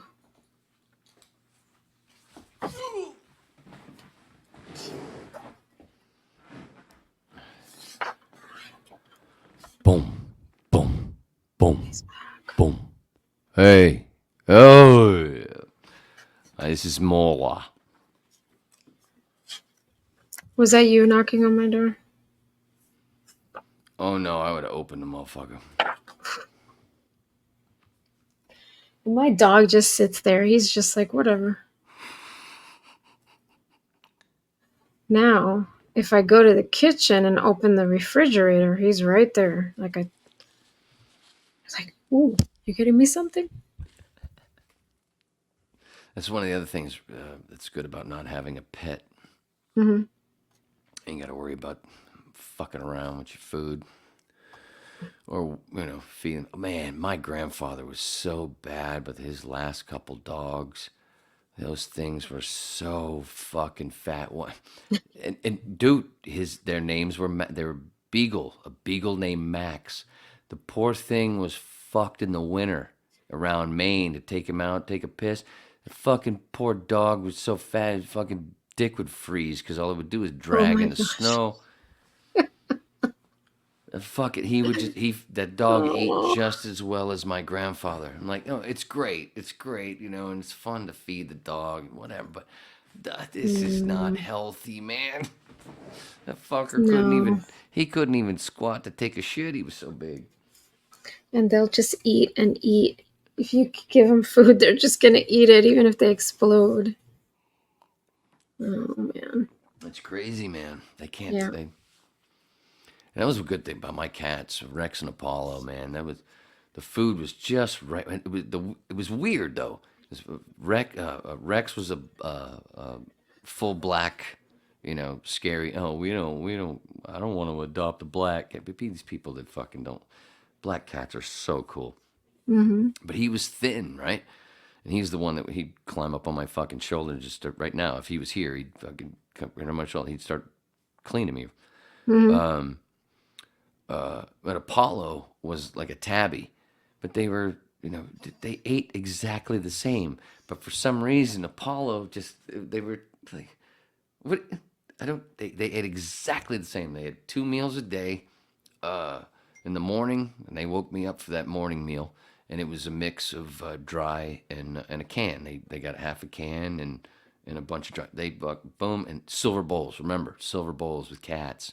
Don't use plastic bowls for cats.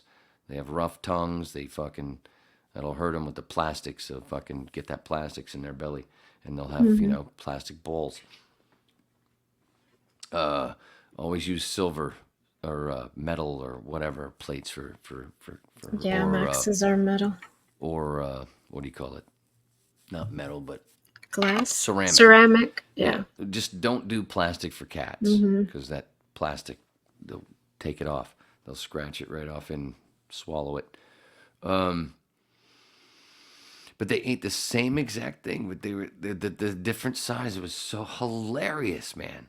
'Cause like I it's think. and as time went on, it seemed like Apollo got bigger and bigger, but Rex stayed the same. Like you eat this because during the day I gave him treats. They had those Hmm. 2 meals, but during the day, every Oh couple yeah. hours, I fucking had them doing shit and gave them fucking. They had treats all the time. But they ate exactly the fucking same. But Apollo just got heavier and heavier, and Rex stayed exactly the same. It was fucking weird. Like, what the fuck, son? I think Rex was working out. Mm. Oh, he was. That motherfucker could jump. He was one of those jumpers, dude. Yeah. He was the one that I told you that got into the hemp yarn Oh. and then, was shitting. I'm like, what the fuck is this when I went to clean their shit? And I was like, oh, wait, I could hang this across the fucking Christmas tree. What is this? I thought it was blood at first. I'm like, oh, that's that red hemp. Remember? Oh, yeah, we did. Oh, We that's pulled it up once hilarious. on a whip. We Yeah. pulled it up at hemp traders in Los Angeles. Hmm. Little shit got into the hemp yarn and fucking. I was like, why is he acting kind of different? Boy, but when he finally shit that last bit of yarn, man, he was like a lightning bolt through the apartment fucking for 5 minutes. When he was empty. Because He that's what was they do he when was they all shit. happy. They fucking bolt around, man. And of course, Apollo's laying middle of the floor going, what the fuck are you doing, dude? Hmm. That's what you get for getting into shit. That's what you get for being the curious cat. I just lay here on the middle of the floor all the time, waiting for Wayne to come fucking run that comb across me all the time. You dumbass. I shit fine. There's a really funny girl on Instagram. I think she's got a couple of cats, but she records herself doing like music, like she does performances for her cats, and the cats just sit there watching her. She'll be doing like in sync songs, and she's doing the dance, or Gross. she's I'm hilarious. kidding. She's so funny. And then when she's done, she runs. She starts running, and then the cat chases her, and then she's like running around the apartment with the cat behind her. But she runs with both her arms to her sides, and then she's just running like that with both her. She's so funny. I don't know her name, but she's hilarious. The last one I saw on Instagram today, scrolling through, was it was one where they were on a kind of like a loft, and the phone comes over the loft and points down, and the cat his hind legs are on the chair, but his paws are on the piano, and it's just this fucking. It sounded like this haunted fucking thing, and it's just looking up like this, and they're like filming, going, "Oh my god, I thought something was going on in the house," and the cat was like just sitting on the keys like fucking Flash Allen, Larry Flash Allen, going. Someone did that with their cat. He was sitting on one side of the keyboard, and it sounded like the beginning of Jump. So it's the cat sitting there, and then he starts with the It's so funny. Oh, right across, right on the other side of that wall. 1984, Van Halen. I was in this house as a kid, and my mom took me to Strawberries, and I bought that fucking thing. I think I told you this before. And I went in there, and I was sat on the edge of my bed. I started blaring it out of my little, what do you call it? What was it? Boombox? Boombox. Yeah. And I had a red bandana, and I put it around my head like I was Alex Van Halen. I was fucking one of my first air drum bullshit. Mm-hmm.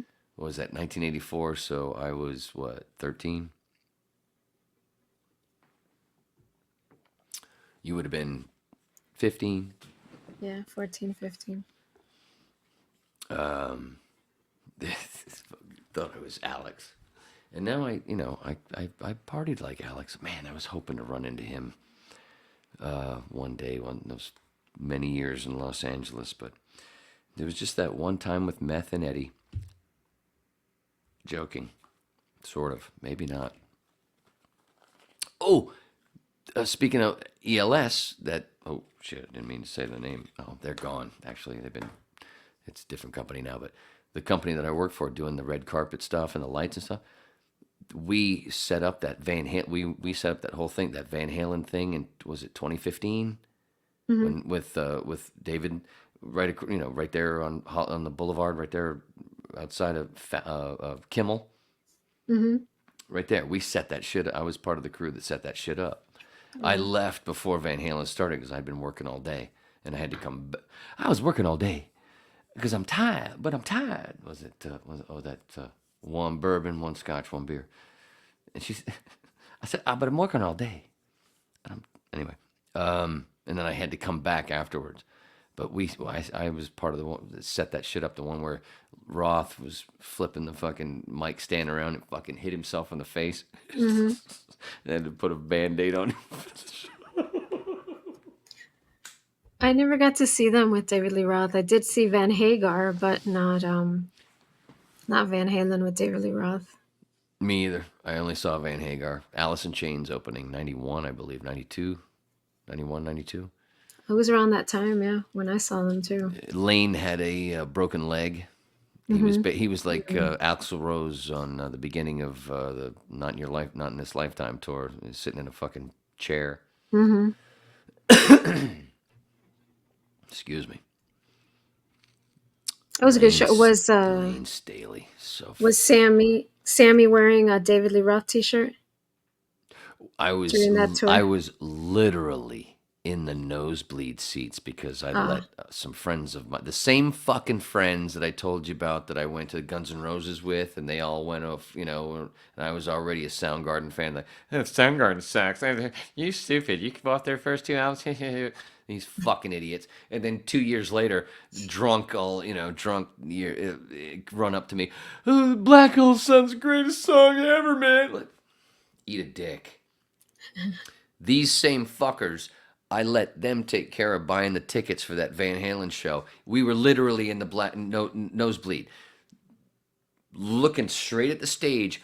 We were literally the last fucking row facing the fucking stage. Oh, I was leaning against cement. I didn't even sit down. I just fucking stood up again, leaning against the cement because it was nice and cool because it was Florida. Like, you fucking dunce fucks. Was it at the arena, the Miami Arena? Yes. That's where I saw them. And one of the stories about that was on the drive down. I was in the back seat, five of us in the car. I'm in the back seat in the middle. And, of course, I'm drinking.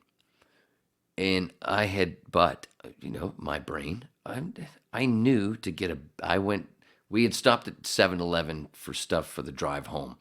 And when I went in there and got that 6-pack for that, I also grabbed an empty fucking Big Gulp cup to piss in case. Because I knew we were a ways away and it was going to be a while and it was going to be fucking traffic. I'd done this shit before. This ain't my first run-dio. So run-dio. There's a song. So, anyway, so it gets to a point where we were only a few miles away. And it got to a point where I got to pee. Luckily, I'm in the middle and I'm in the back seat. And I just turn around and I'm looking out the back window of the car. And we're moving along pretty decent. And I'm filling up this fucking cup.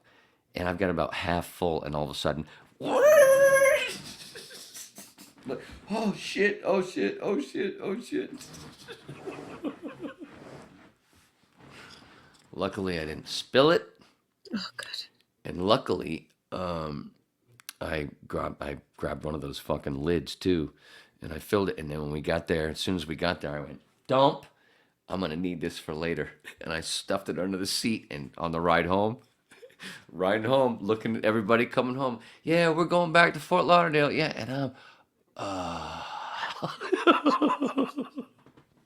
but it was more of a free ride because we were going home. We weren't going into traffic. Wow. We were going away. That's the thing you do. You prepare. Kind of like, there's another thing to prepare with heroic doses. On accident, I had gone Ralph's back in the day, back when I was in Los Angeles. I didn't go to Ralph's very often for a grocery store. It's like a Publix or Kroger or whatever. I always went to Trader Joe's, which was only literally fucking 100 yards away from my apartment.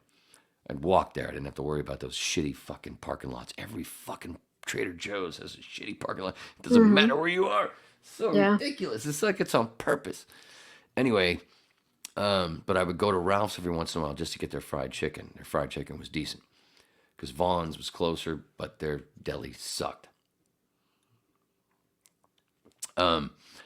Anyway, I didn't mean to. I just had this, and I always get thighs, as you know. And I had gotten I think it was a 6-pack, a bag of 6 thighs. I came home, ate 2 of them, and I threw the rest in the fridge, the 4 in the fridge, and I'll eat those later, next couple of days. And I went and I did that and realized, and that was early in the day, because I know don't eat beforehand. Don't eat if you're going to trip. Don't eat for 6 to 8 hours beforehand, because they'll hit harder.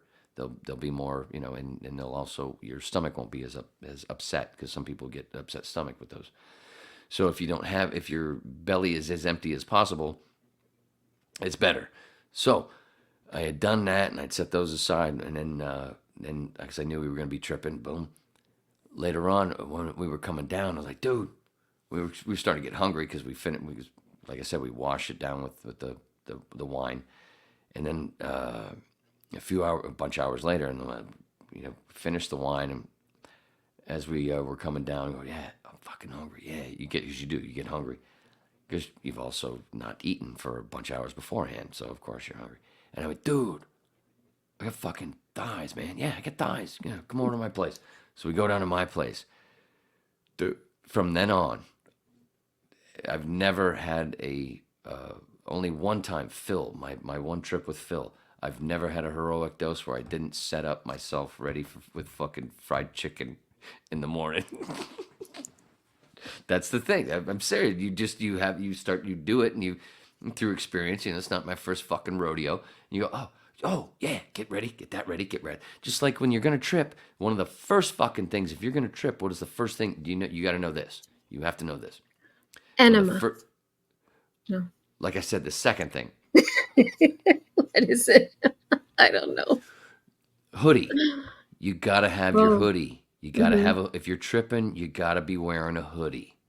Because there's going to be points where you're going to be just like Elliot, and you're just going to fucking want to do this shit. You're going to want, Cornholio, I need teepee for my bunghole. Are you threatening me? Anyway, you got to have your fucking hoodie, dude. Because there will be points where you pull that fucking hoodie up, and you're like, oh man, oh God, you're just so comfy. It's like this beautiful blanket. Don't ever trip without a hoodie. That's why hoodies are. That's why, because psychedelics have gotten more popular in the last bunch of years. And Rogan does have, even though he's mostly a douchebag and shares our birthday, but he is responsible for a lot of that. Anyway, you gotta have your hoodie. I don't know what that meant. There was a point, and I forgot it. The first thing you have to do. That's what you were talking about. What's the first thing you need to do to prepare? You have a hoodie. Yeah. Okay. I don't know if there was something following that. Oh, well, then don't eat. If you know you're going to you're going to start chewing them or drinking the tea at 7:30 p.m., don't fucking have anything to eat after noon. If not, but for me, it's gotten to the point where if I know I'm going to be tripping on Saturday, my head will just tell me I won't fucking eat anything on Friday. If I know it that far in advance, my head knows, like, no, I want to be as empty as possible. The other part of that is, that's where you learn the other part of holy water. The whole thing with the boys and the men pissing, those fountains with the pissing. You know what I'm talking about? Mm-hmm. That's all about holy water, where because they learned that through with the Amanita muscaria, the red and white mushroom from Alice in Wonderland, and other things. It's not like cubensis. It's got this funky thing, so it's better if it's already been filtered. Mm-hmm. So that's the whole thing with the reindeer, where those people, where we get the red and white shit from, those indigenous people in Siberia who used caribou / reindeer for their animal. when that's their favorite snack. That's why, that's how reindeers can fucking fly. That's their favorite snack. Anyway, they know that eat them, then they would wait for them to piss because they knew after a while, just through time and experience, it needs to be filtered somehow. If it's not filtered through the reindeer, get their piss and boom, it's better. You can eat it. Like if we only had 5 grams, it would be better instead of splitting the 5 grams. We wouldn't have that much of an experience. It would be better, especially if both of us had fasted for a couple of days. It would be better if one of us ate the 5 grams and then the other one drank a swill of piss from their, if they caught it after their, seriously. I learned that shit from doing more homework. And I went, Tim, dude. He was the first one to do it because I kept forgetting. Because I go to the restroom and go to piss and I just forget. And I'd set a cup aside. The first time that we did a heroic dose, I learned that shit. And I set it aside. I forgot. He went and did it. He went, it works. So basically what happens is the psilocybin comes out of you mainly out of the first couple of urinations that you do after you consume them. So if you have drunk nothing but water for the last couple of days and haven't eaten anything, you're going to be pretty clean. So that's one of the things it's in the Bible. It's all in there. They teach you how to. That's how I've learned this basically. So if you catch, after you've consumed the mushroom, you catch the first couple of times you pee, there's going to be a whole bunch of psilocybin in there. And it's not a lot. You don't need to do a lot. It's not like you have to guzzle a fucking big jug. It's literally just a shot. You set that aside. After you pee a couple of times, boom, it's right there. You set that aside. And then a couple hours later, when you're coming down, and you know that you're coming out of your pee, you're like, oh, that was great. But you know what? I want a little booster. Going, you're back up for another fucking 45 minutes. Depending on and that's what that represents. It's that's the holy water. Not just that, but you let the psychedelic mushroom grow into a chalice and it collects water, and then a little while later you go, ugh. That's the holy water. Mushrooms don't need seed. Virgin birth. Mushrooms grow from the dead. Rise from the dead. Jesus was born in a manger? Yeah, in a pile of cow shit. And what happens when you trip? You see the 3 kings. You see nothing but trinities everywhere. Why? Because your 2 eyes get connected with that 3rd eye, the pineal gland, and you see trinities everywhere. And that's why there's a pine cone statue in the Vatican, and there's 2 mushroom fountains, and there's kind of like a little triangle. And that's why in the Matrix, everybody's Neo, aka 1, and there's a Trinity. Because in order for you to understand that you are Neo, you have to have a Morpheus come along to say, hey, home slice. And it's usually pretty cool when you have a nice piece of pussy going, hey, home slice, right next to it. And you go, all right, yeah, I could fall in love with that. And, I would just prefer Kate Beckinsale over Carrie Ann Moss. I'm just saying. See, and you already have the image from Kate Beckinsale from the movies that she did with her husband, not Relentless. What the hell is it? Where she's a vampire shit. What the hell is it? They did like 4, 5, 6, 7, 8, 12 of them. What the fuck was it? I use it as a GIF a lot. As an answer when somebody says, "Oh, what would you eat here?" And then I put up a fucking GIF of Kate Beckinsale. What movies did she do that was... That vampire shit. What the hell were those vampire movies? It was like 4 or 5 of them. I can't. Twilight? No. Do not insult my Kate with that shit. Oh God. Oh, by the way, I didn't even know what Twilight was. I came back here when I used to live in Los Angeles, and I came back here to visit for a week, and I hung out with my stepbrother and his wife and kids, and his oldest. She's like, "Oh, you should play blah blah blah. This Twilight blah." This is like 2008, 9, 7, something like that. Like, what are you talking about? What are you talking about? Oh, because they're gonna do this movie. Blah, blah. I don't even know what you're talking. Next thing you know, there's this Twilight. Oh my God, is that what she was talking about? It was Oh the what's his name? Batman's fucking role. Ed or Edward or whatever the fuck. And I'm like, I yeah, don't I even know don't know. what I you're never saw talking those. about.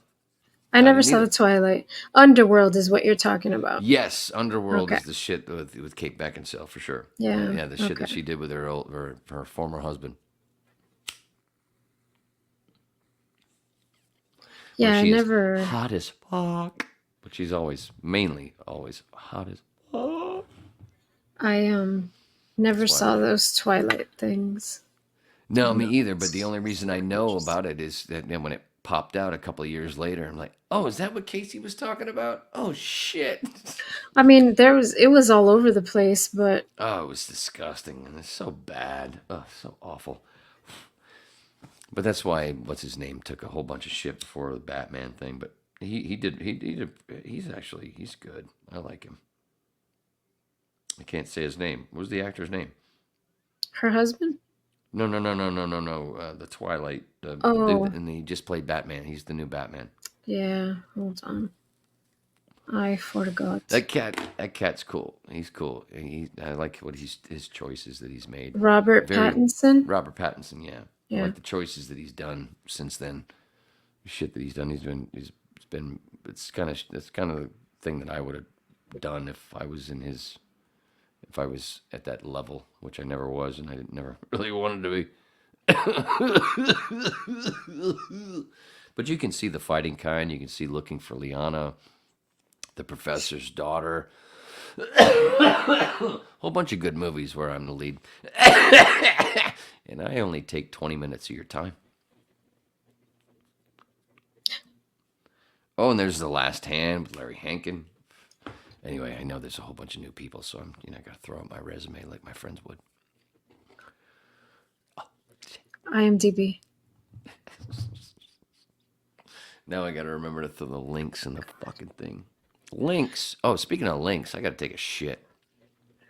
Not right now. I'm kidding. I took it beforehand. And it was weird too. 'Cause I so prefer to drop mud before taking a shower. Okay, good. I thought you were gonna describe it. We don't need Oh to hear about it. no! Oh, it did have a face. It did have a face. Mr. T. Oh my gosh. I'm kidding. It was TC from Magnum PI. Roger Oh my E. God, they're Mosley. sick. Roger E. Mosley. One of my dad's best friends was named Benny, and he looked like Roger E. Mosley. He looked like his twin. And I remember being a little kid looking at him, go, "Oh my God!" This was back when Magnum PI was fucking big. My dad's best friend Benny in the early '80s. He literally looked like Roger E. Mosley, TC from Magnum PI, the guy that flew the helicopter. He looked like his fucking twin. I was like, my dad's like best friends with TC. But he wasn't. And Benny was great. That's where at the end of every whip where you hear that messing with my peebles, that's an impression of my dad doing an impression of him doing messing with my peebles. Benny. That's actually a Benny thing. Messing with my peebles. Because there was apparently back in the 70s, my dad told me that because he hung out with Benny, there'd be a lot of people that would come and give him shit because he hung out with Benny and thinking he was trying to be black. And Benny would go, "Get the fuck out of here, boy. Messing with my peebles." Defending my dad. Anyway, that's where that comes from, which you're going to hear in 45 seconds. Messing with my peebles. I remember him. You remember Roger E. Mosley? Yeah. Yeah, he was funny. DC.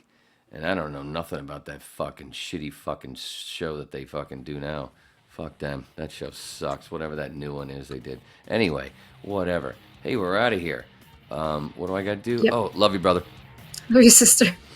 Watch James Corbett, Corbett Report, Jimmy Dore Show, Kim Iverson, Glenn Greenwald, Gray Zone. Look for yourself. We're just fun babbling lecturers. We're all Neo, aka One. Remember? Oh, sorry, ran along. Had to bump comedian Felipe Esparza again. Thanks, Gary. Sorry, Daddy loves you. Oh God, I fucked that shit up. And I love it. I told you it's right fucking there at the end.